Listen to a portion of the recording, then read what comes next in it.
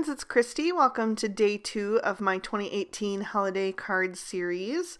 Today I'm making a card using Lawn Fawn's Holiday Helpers combined with Christmas Dreams. So I've got images from both sets on my Misty, and I'm just stamping those down with some Memento Tuxedo Black on some Copic friendly cardstock, and I'm going to be coloring with my Copic markers today.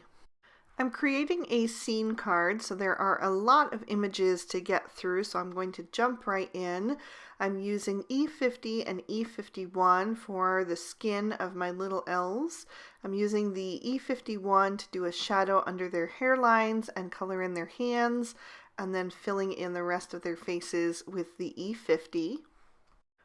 One thing I like to do to save time when I'm coloring a lot of images at once is to figure out what other images I'm going to use with that same shade while I have those markers out. So anything else that I want to be kind of a light tan, I'm going to color in now with that E50 and E51. Next, I'm moving on to the elves' hair, and for that I'm using E23, E25, and E27. I'm starting with the E27 and casting a shadow right up under their hats. Then I'll bring that color down a little bit with the E25, just using the very tip of my marker because there's not a lot of room there. And then I'll fill in any white space that remains with the E23. So there will be a nice little highlight there on the ends. While I have those markers out, I'm also going to color in the doll's hair, the clock, the fireplace mantle, and the teddy bear. For the boy elf, I wanted to color him to look like Buddy from the movie Buddy the Elf. My kids and I absolutely love that movie, and we always watch it together every Christmas season. So I am using YG61, YG63, and YG67 for his outfit. I'm adding my shadows up on the crown of his hat and then alongside the edges of his body with the YG67. And then I'm bringing the color up on his hat and in towards the center with the YG63. And then filling in everything that remains with the YG61. I'll color in his shoes with the darkest two shades, just the YG67 and then the YG63. And then I'm also going to color in a few little accessories like part of the drum with those same 3 shades, and also the wheels on the little duck toy and the little accents on the choo-choo train. I'm going to use several different red combinations on this card, but the first one has a little bit of a peachy undertone. For that, I'm using R22, R24, and R29. I'm going to use these shades to color in the little girl elf's dress. So this would be Jovi if you're a Buddy the Elf fan. And I'm starting with the R29 for my shadowed areas, especially on the sides of her hat there, and on the sides of her body, and under her belt. And then I'm bringing that color towards the center with the R24, and then I will fill in everything with the R22 as my highlighted shade. I'm going to pick several other little accessories to color in with that combo, like the drum and the big red bow that's going to go over the mantle.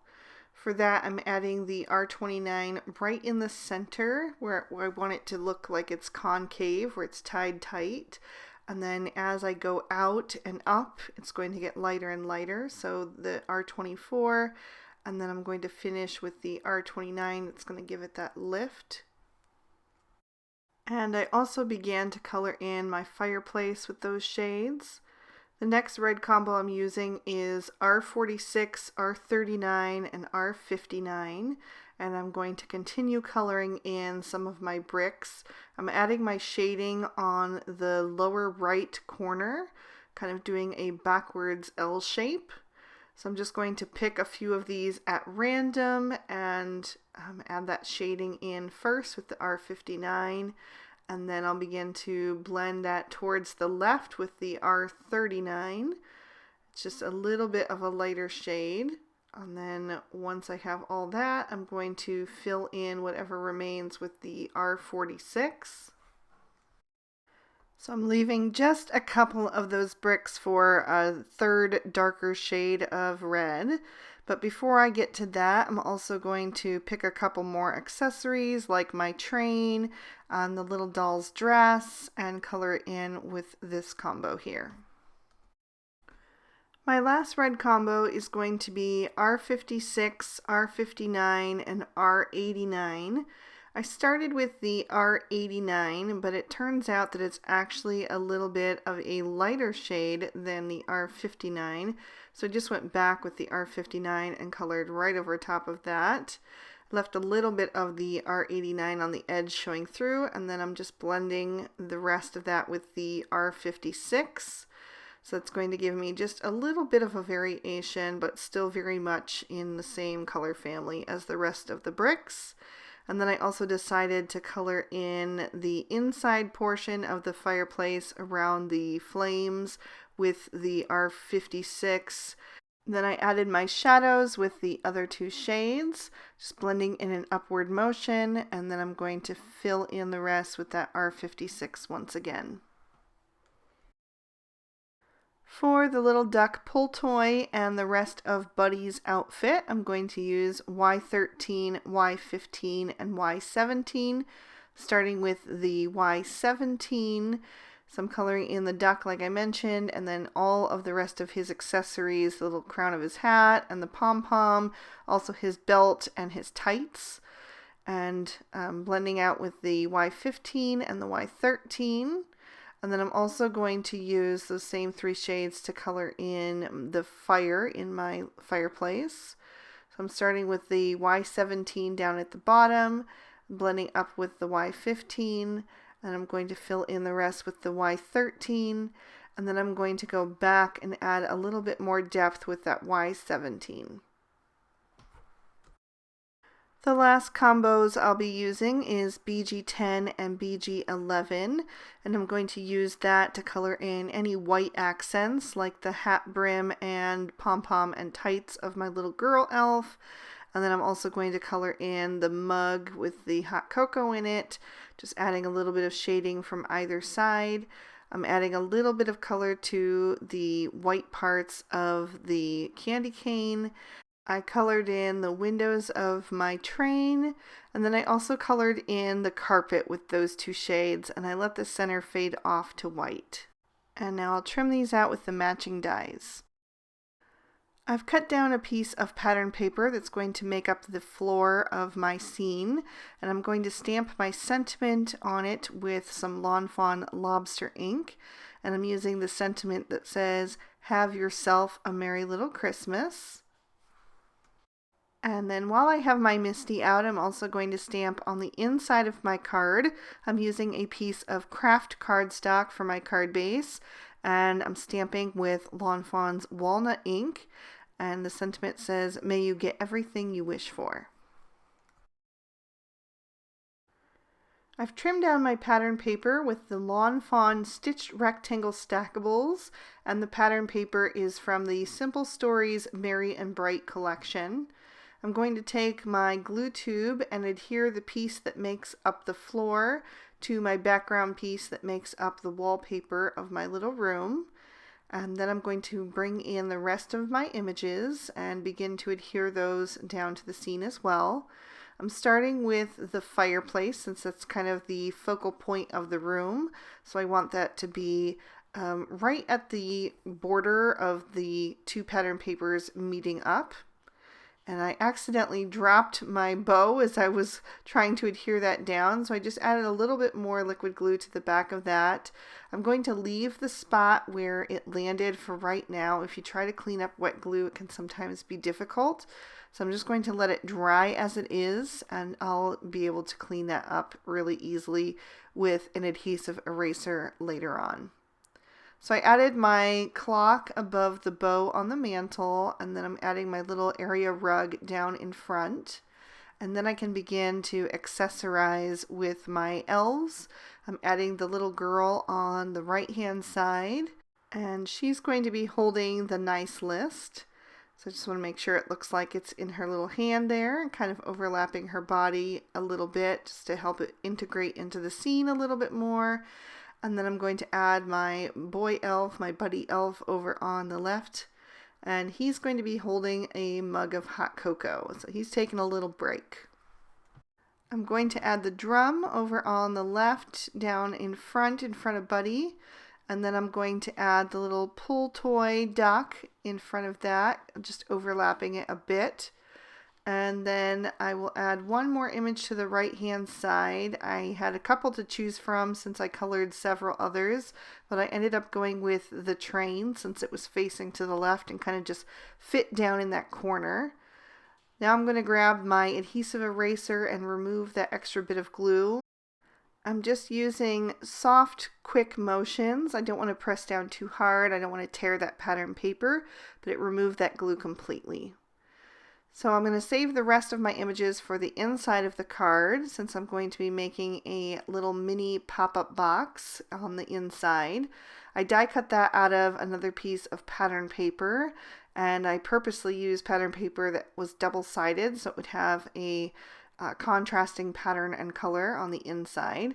So I'm just folding that along the score lines, and then I'm going to flip that over and fold the top tabs back in the opposite direction. Then I'm going to add some score tape to the little tiny tab that's on the very right hand side, and then I'll peel off the paper backing from that, and then I can fold the little box card over in half, line that up and press it down into place, and my box is adhered together.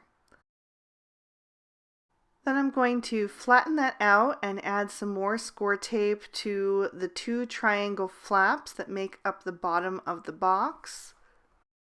I'll peel off those backer sheets, and then I'm going to bring that over to my card base and line that up with the center fold on the inside of the card. Once you have that lined up, you want to press that down firmly, and then you want to begin to try to help your card along in the folding process. It's going to be stiff at first and kind of feel like it's not going to go where you want it to, but you just have to coax it along, and then the more you do it, the easier it is. I've cut down two of the little inserts that go inside the box so that you can attach some things to either side. I'm just adding those to the side of the blocks with some glue dots. So I've added one about a third of the way back, and then I'll add the other one about a third of the way from the front, just approximately, and then just make sure that everything is in working order before I begin to add my images. I did decide that the toys that I had left over were not enough to fill up the box, so I did color and die cut an additional little elf, and now I'm adding her with some glue dots into my box. I'm putting the little doll next to her, and then on the front row I'm going to add the teddy bear and the candy cane. For the front of my card, I've cut down a piece of glitter paper with the Lawn Fawn zigzag stackables. This one in particular is from American Crafts. I've had it for years in my stash, but Lawn Fawn also came out with glitter paper this year, and so did MFT, so there are plenty of glitter papers on the market if you can't get your hands on this particular one anymore. So I've added that as a little layer aspect, and then I'm going to glue my focal panel down right over top of that. To finish off the card, I'm going to add my favorite crystal sickles as an accent. I really love the iridescent shimmer in this. It takes on the color of whatever you put it over and just looks great on everything. So I added some to the flame in my fireplace and the ribbon on the mantle. I also added a few dabs to the marshmallows in my cup of cocoa. Normally I try to be a bit sparing with my stickles. I like to just use it as an accent, which I certainly am doing here, but I thought it would be fun to have some extra glitter since this is the elves' workshop after all. Magic is happening. So I added it to all the little accents on their outfits and some to the wheels of the train and the windows of the train. I added it to their leggings, and I even added some to the little throw rug in the center of the floor. And that is going to complete our card for today. I'm going to lift that up to the light so you can see all that sparkle and shine. And I'll also give you another peek at the inside with that cute pop-up box. I think this is such an unexpected element that would surely make any recipient smile. So if you enjoyed day 2 of my 2018 holiday card series, please be sure to give the video a thumbs up and leave me a comment down below telling me what you're asking Santa for this year. I can't wait to read your responses. Here's day 2 of the previous 2 years of holiday card series, so if you want to keep watching, you can click on either one of those. You can also subscribe to my channel if you haven't already. Thank you guys so much for watching. I hope you all have an amazing day. Bye-bye.